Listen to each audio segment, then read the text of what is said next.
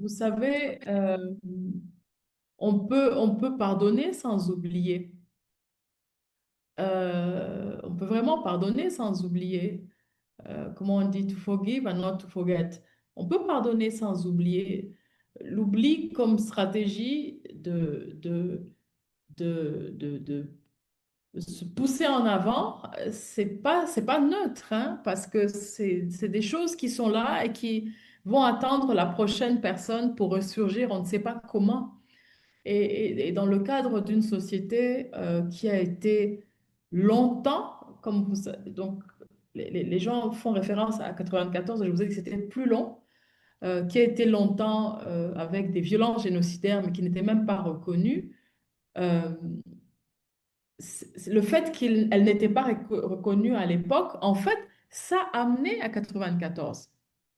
Parce qu'on ne disait même pas que les Tutsis étaient tués. C'était même pas des pogroms reconnus. Et c'est ça qui a fait que les gens ont été comme insensitivisés à ce qui s'était passé.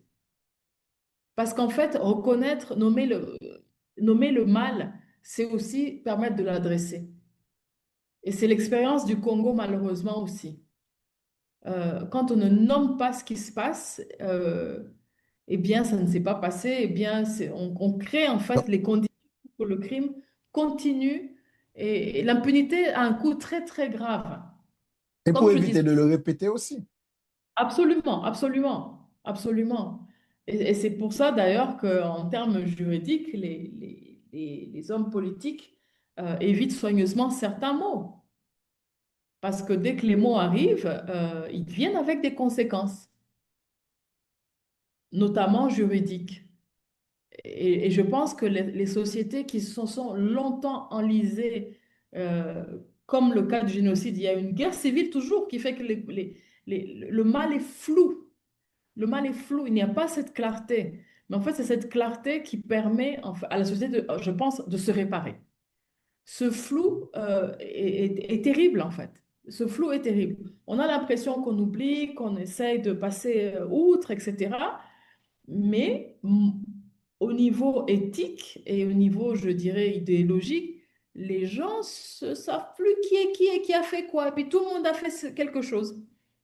Et en fait, de placer les responsabilités, ça donne à la société le sens du bien et du mal. Euh, Moi, je ne savais pas, que je pensais qu'on avait le sens du bien et du mal en soi, mais je vous assure, l'expérience de ce pays nous montre encore et encore que le bien et le mal doivent être dits pour la société.